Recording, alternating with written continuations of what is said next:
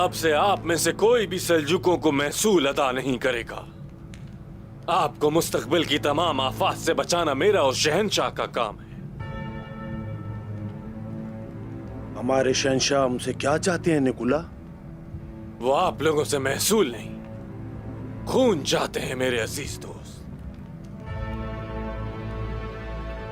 जल्द ही ये सरजमीन उभरती जंग की वजह से खून में तब्दील हो जाएगी, लेकिन इस जंग से हासिल होने वाली फतह के साथ हम अपनी खोई हुई जमीनें भी हासिल कर लेंगे जो तुर्कों ने हमला करके छीनी थी। लश्कर? शहनशाह भी लश्कर भेजेंगे ना अपना? वो भेजेंगे यासू। रहनुमाई कौन करेगा उसकी?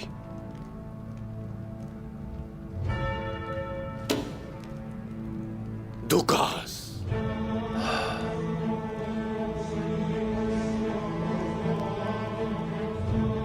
ये तो आपने बहुत बड़ी खुशखबरी सुनाई है निकुला।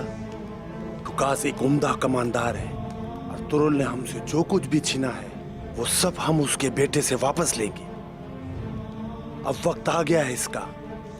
अब हम तुर्कों को महसूल अदा नहीं करेंगे और एक मजबूत कमांडर एक बड़े लश्कर के साथ हमारा साथ देंगे। देखना सब तुर्क खत्म हो जाएंगे।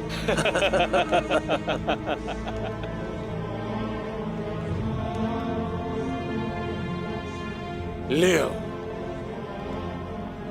तुम इतने खामोश क्यों? मैं इस जंग में हिस्सा नहीं लेना चाहता।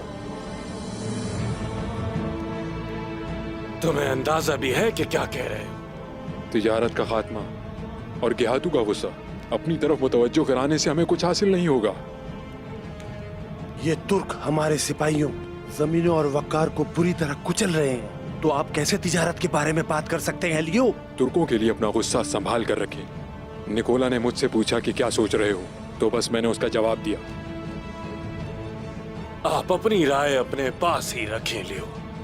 जो भी इस जंग में हमारी मदद ना करके शहनशाह के अहकामात की नाफरमानी करता, वो मेरे लिए तुर्कों से मुख्तलिफ नहीं हो